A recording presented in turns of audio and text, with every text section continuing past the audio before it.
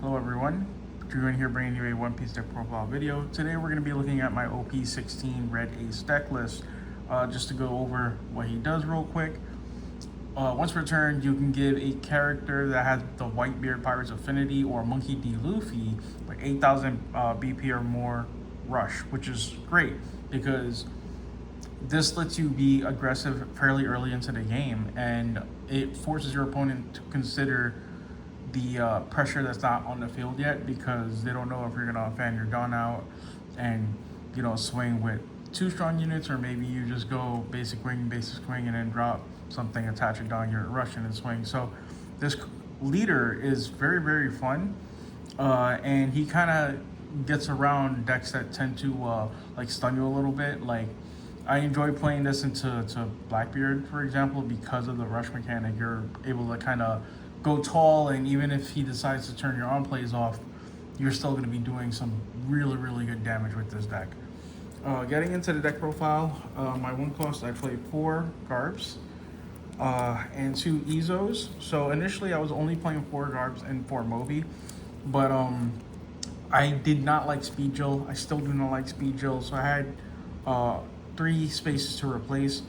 This Ezo took 2 of them, and a 3-cost Sanji took the third slot, excuse me.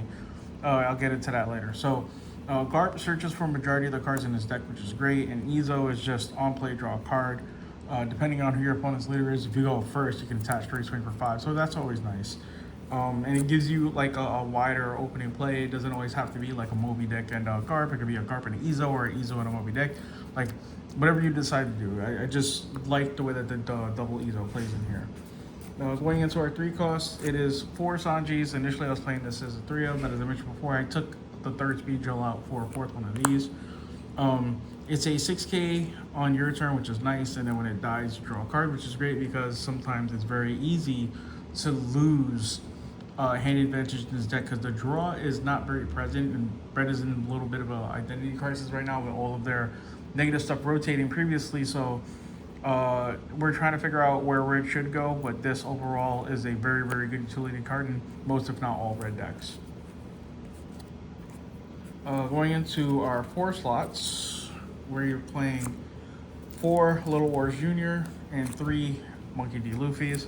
Little Wars Jr. is a phenomenal blocker. So it's a 4 cost with 8k BP, but if you don't have a character with 8 costs or more, it loses minus 4,000 power, which is fine.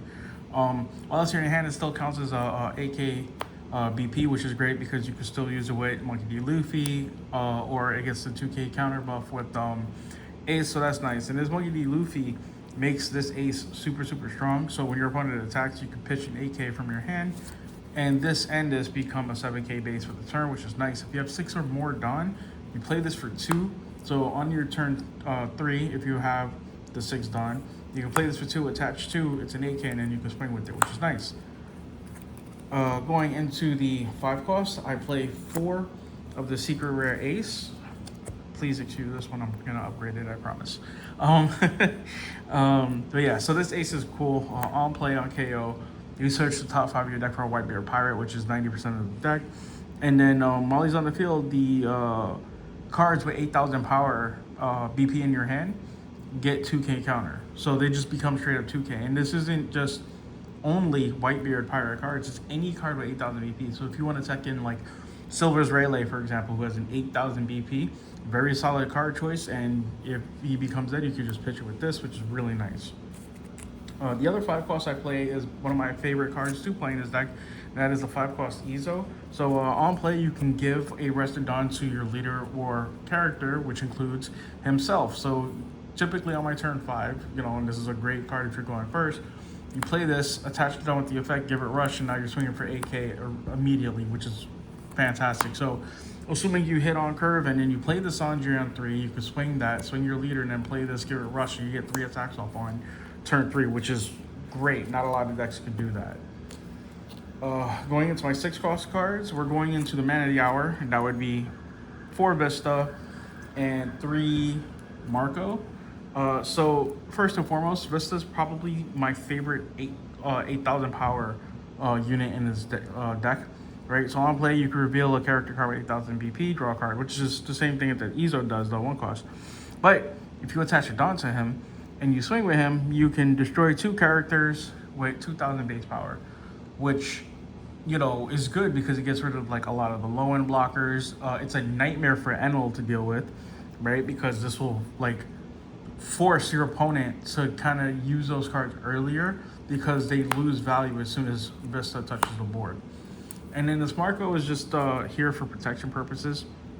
If a character will be removed from the field by your opponent's effect, you can KO him instead. And on KO, you can trash a character 8,000 BP or more and play him from the trash. So he's okay.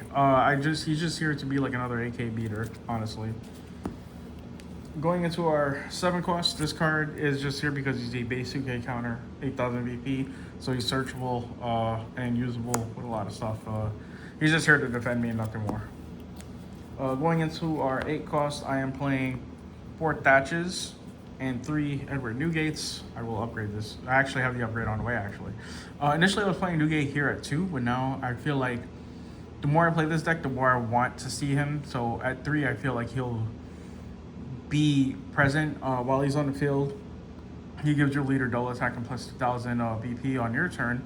Plus, on play, you can reveal 2 8,000 powers and reduce the cost of, not the cost, excuse me, reduce the power of one of your opponent's characters by 6k. So he comes down, can have rush, and then you could beat up something like a Shanks, for example. You play him, -6 from the Shanks, Shanks drops down to a 6.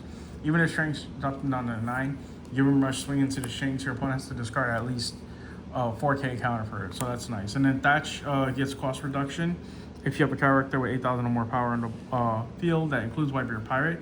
He's a blocker, so Thatch normally hits the field 1 or 2 times. Most of the time I'm very aggressive with this deck, but in the games that kind of go into like a stalemate stance, Thatch is there to kind of make sure that you're not going to get your face punched in by your opponent's big body the whole time. Going into the last 7 cards of the deck, I'm playing 4 Moby Dicks. This card is great. On play, look at the top 3 cards of your deck. Add 1 to your hand, you don't reveal it, and then you can crash the stage and give 1 Rusted Dawn to a character or a leader, which, you know, you can use this to give Luffy rush. You can use this to give to Vista. If you go second, you only have 6 Dawn. Like, it's just a really good card, and I think anything that plays Whitebeard Pirates as their leader should be playing this as at least a 3 of. And then the final cards, I'm playing 4 Time for a Counterattack.